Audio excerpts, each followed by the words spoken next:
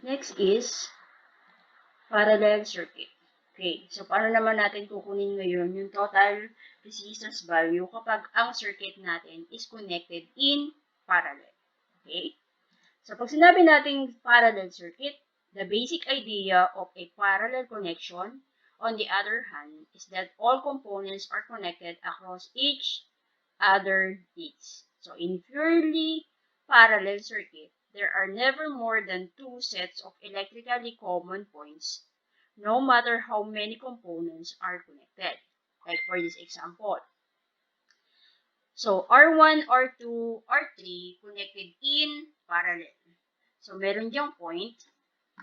Okay? So ito yung point na tong mga to. Ito is yung mga kanilang common electrical connection. Like in, katulad din sa baba, meron din sila diyang point for R1, 2, 3, and 4. So, ibig sabihin, this is kung connected itong taas is sa positive side ng battery, and then sa ilalim naman is yung negative side ng battery natin, the voltage source. Okay? So, ang tawag natin dyan is junction or load. Okay? So, there are many paths for current flow, but only one voltage across all components. Kasi nga, connected sila individually and separately sa source. Okay? Like for this example. So, meron din dalawang bulb connected in parallel. Okay? So, yung mga dot is for the illustration for the electrons. Ang flow niya is in electron flow from positive to negative. Okay? So, pag energize niyan, pagdating dito, sa node na to, o sa junction na to, o yung point niyan, maghahati ngayon yung current na dadaan para kay bulb 1 and then dadaan para kay bulb 2.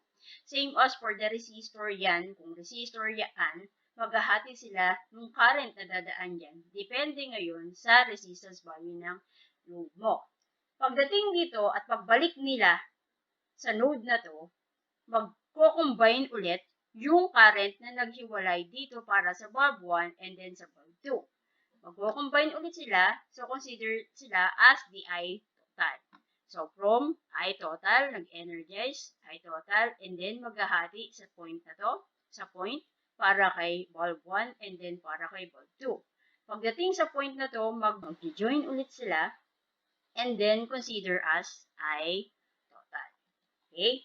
For parallel circuit, the main characteristic of a parallel circuit are same voltage acts across all parts of the circuit. Different resistors have their individual current.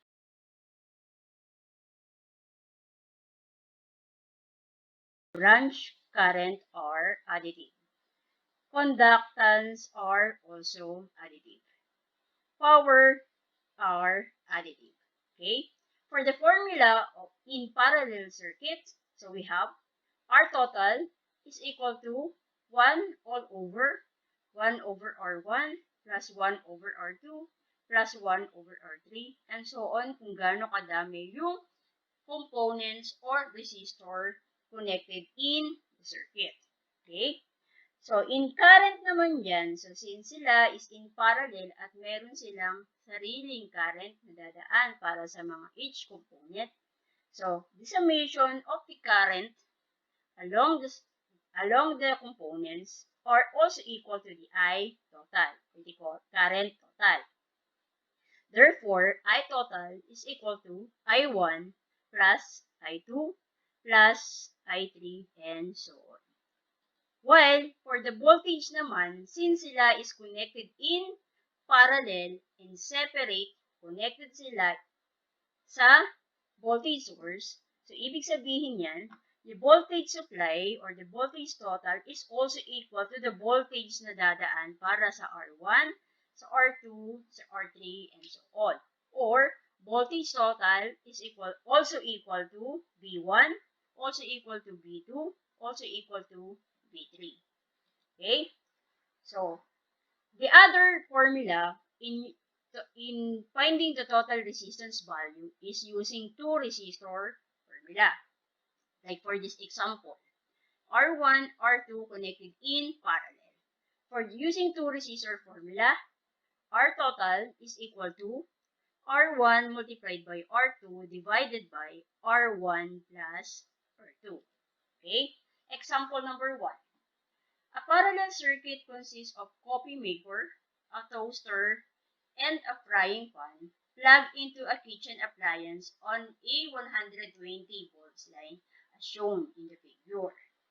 So what is the total resistance of the circuit and the total current drawn by all appliances? For the solution in problem number 1 for parallel circuit, so let us draw the circuit.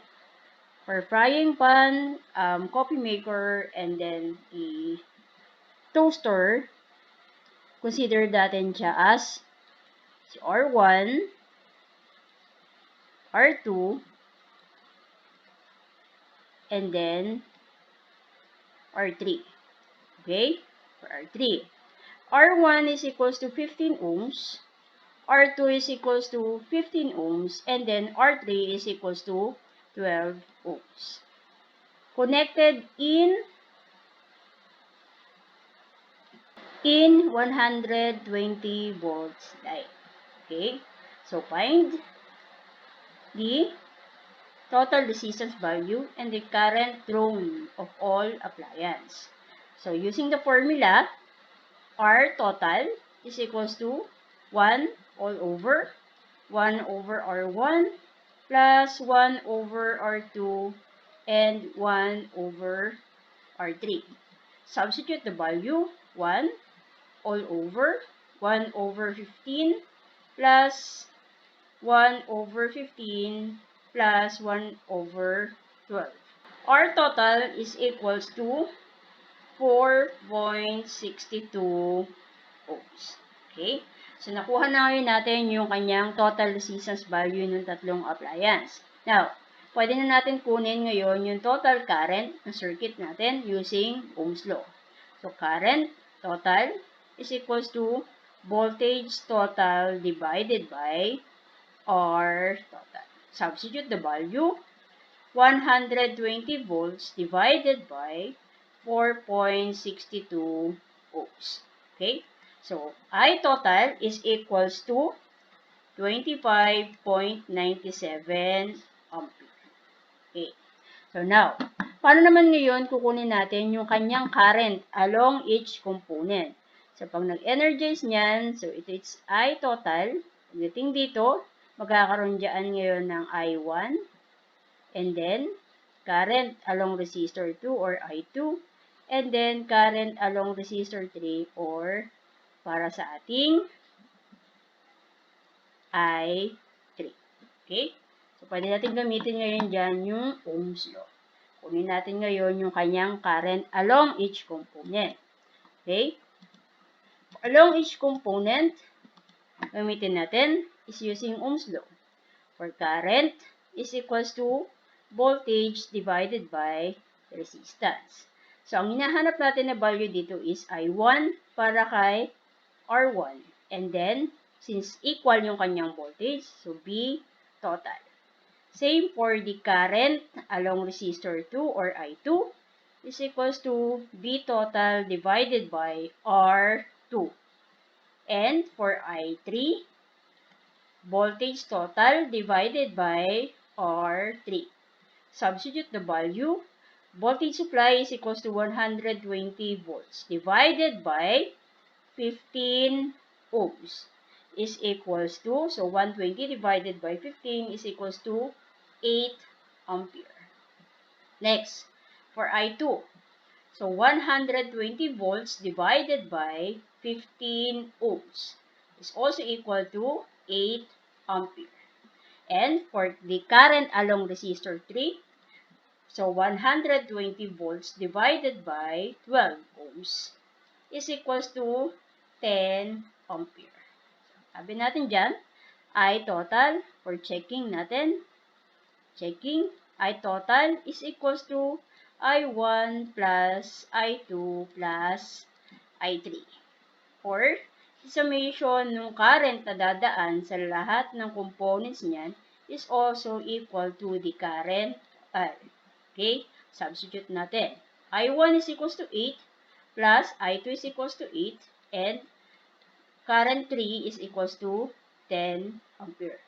So, kanina ang nakuha natin na current dyan is 25.97. So, I total is equals to 25.97 ampere. Or 8 plus 8 plus 10 is equals to 26. So, therefore, current total is also equal to the current along each component is equals to 26 ampere. Kapag ni-round off to, consider siya as 26 ampere. Okay? It's 26 ampere. The other formula to determine the current along each component is using current divider principle. Okay? For the formula for the current along resistor 1 or for I1 is yung opposite ni R1 yung kanyang numerator. So, therefore, I1 is equal to R2, yung opposite niya, divided by R1 plus R2, multiplied by the I total. Okay? For the current na pinaghatian nila. Then, for I2 naman, or the current along resistor 2, is yung opposite naman ni R2, which is si R1.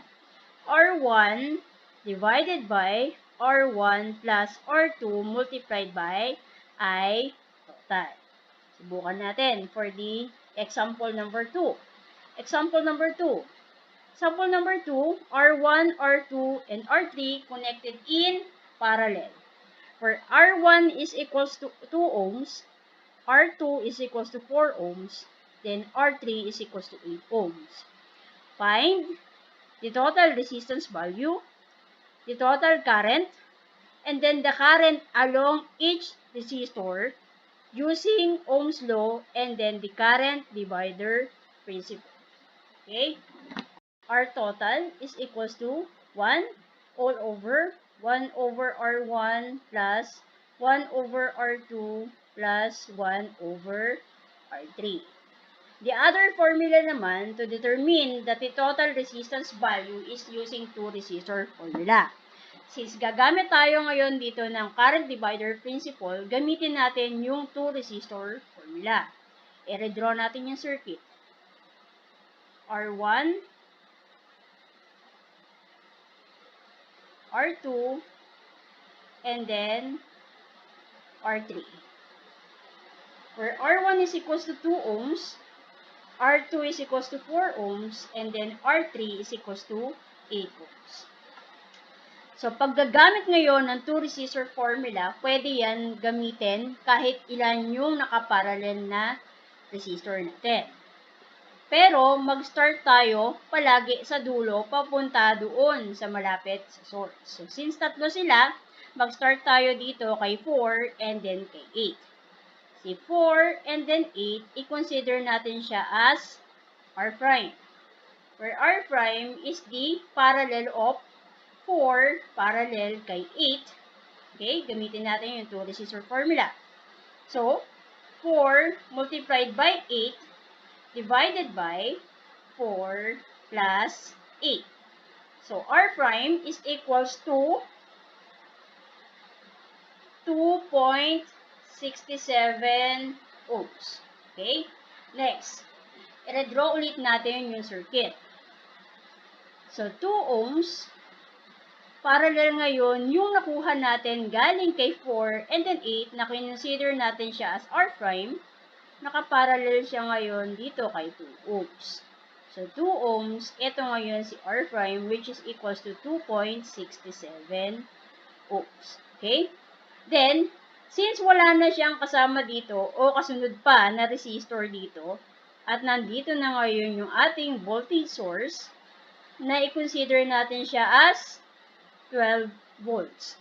Okay? Or 12 volts. So, pwede na natin ngayon siya is-consider as R total or the total resistance value.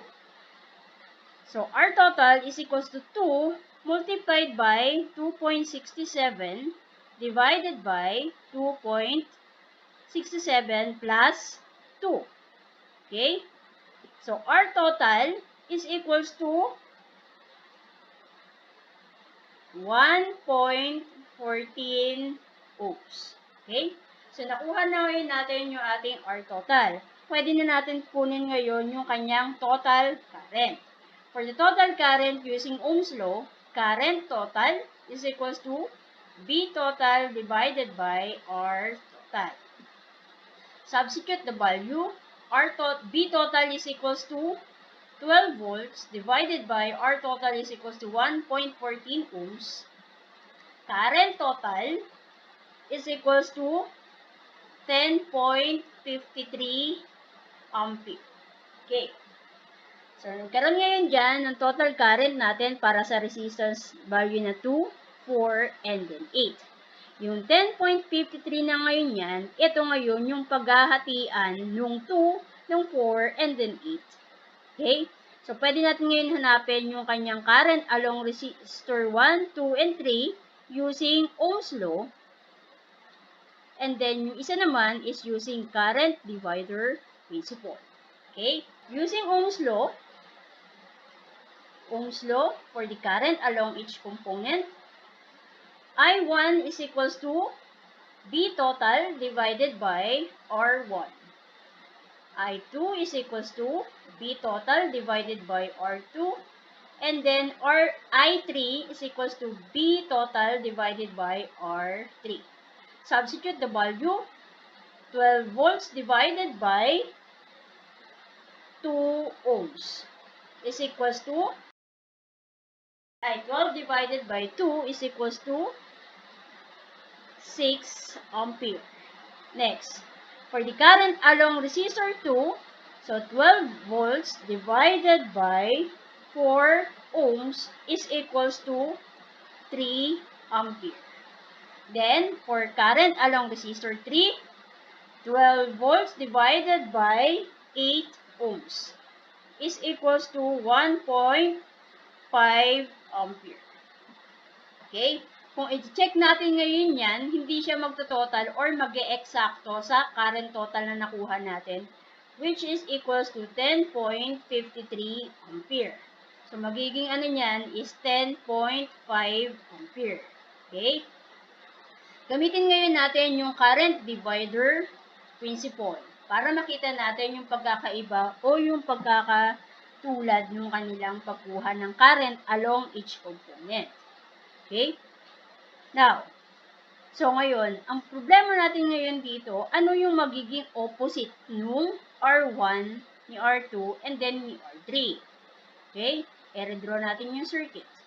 Ito ngayon si R1, which is equals to 2, R2 is equals to 4 ohms, and then R3 is equals to 8 ohms. Ano yung magiging opposite ngayon ni R2? So, ang magiging opposite niyan ni R1 is hindi si R2 o si R3. Ang magiging opposite niya, kanina yung niredraw natin, yung circuit. Ito ngayon si R1, andito ngayon si R'. Yung kinuha natin kanina yung kanyang resistance value na kinonsider siya as R'. Okay? Kasi, pag nag-energize ngayon yung current natin dito, magkakaroon ngayon dito ng 4I1, and then yung matitira galing kay I total, paghahatian ni R2 and then ni R3, which is considered as the R'. Okay? For current divider principle. So, kunin na ngayon natin. So, current 1 or for R1, ang opposite niya ngayon is hindi si R2 o si R3. Ang opposite niya ngayon is si R'. R' divided by R1 plus R'. Then, multiplied by yung paghahatian nila, which is equals to I total. Substitute the value. R' is equals to, yung kanina, it's 2.67 ohms. Divided by R1 is equals to 2 plus 2.67. Then, multiplied by the I total, which is equals to 10.53 ampere. So, I1 is equals to 6.02 ampere. Okay? Next. Ngayon, kung nakuha na natin dito yung current along R1, yung kalahati niyan o yung natira niyan, mapupunta ngayon yan dadaan para kay R prime. Na yung current na yun ang paghahatian ni resistor 2 and then resistor 3. Kuha. Ulitin natin. For the current total, dumaan ngayon siya sa R1 at nagkaroon ngayon siya ng value na 6.02 ampere. Yung natira sa 10.53, nakuha na ni R1 is 6.02 ampere. Yung natira nun, yun yung dadaan para kay R2 at kay R3. Paghahatian nila ngayon yung natira sa 10.53. Kunin natin ano yung magiging paghahatian nila. For the R current along R prime, which is yung R2 and then R3, is yung opposite niya is si R1. R1 divided by R1 plus R prime multiplied by I total. Okay? Substitute the value. R1 is equals to 2 divided by 2 plus 2.67 multiplied by, yung pagpinaghatian nila, is 10.53 ampere. So, the current along resistor R prime na paghahatian ni R2 and then R3 is equal to 4.51 ampere. Okay? Ito ngayon yung paghahatian ni R2 and then R3. Okay? Kunin ngayon natin yung value niya for R3. For current along resistor R prime, yan, ang nakuha natin na value ay 4.51 ampere. Okay? So, check natin ngayon yan. For checking, kanina. So, ang total current na nakuha natin is equals to 10.53 ampere. Pero si I1 is equals to 6.02 ampere and then current kay R prime is equals to 4.51 ampere. So, magi-equal na sila ngayon dyan. So, magiging 10.53 ampere. Same nung nakuha doon para kay I total na using Ohm's law. Okay? So, kunin ngayon natin yung current along resistor 2 or for R2. Ano ngayon yung magiging opposite ni R2? Hindi na natin gagamitin si R1 kasi nakuha niya na yung kanyang current. Dito na lang tayo mag-focus kay R2 at kay R3. Okay? So, the opposite ni R2 is si R3. So, R3 divided by R2 plus R3 multiplied doon sa paghahatian ngayon nila na current, which is yung para kay R prime. So, i-multiply mo ngayon siya dito ngayon para kay R prime, which is equals to 4.51 ampere. Substitute the value. R3 is equals to 8 divided by R2 is equals to 4 plus 8 multiplied by 4.51 ampere. So, I2 is equals to 3 ampere. Next, for the current 3 using current divider principle, the opposite of R3 is the R2 divided by R2 plus R3 multiplied by the current along R prime, which is yung current along R prime is equal to the current along resistor 2 plus the current along resistor 3. Okay? R2 is equals to 4 divided by 4 plus 8 multiplied by 4.51 ampere. Then, current along resistor 3 is equals to 1.5 ampere. Check natin. For the current along resistor 2 is equals to 3. Plus along resistor 3 is 1.5. Where current along R prime is also equals to 4.51. So also equal to 4.5, also equal to 4.5 ampere. Okay? So, pag chinek natin ngayon dyan, the current total is equals to I1 plus the current along R prime. Current total is equals to 10.53 ampere. I1 is equals to 6.02 ampere plus current along R prime is 4.51 ampere. So, it's 10.53 ampere. Kuha.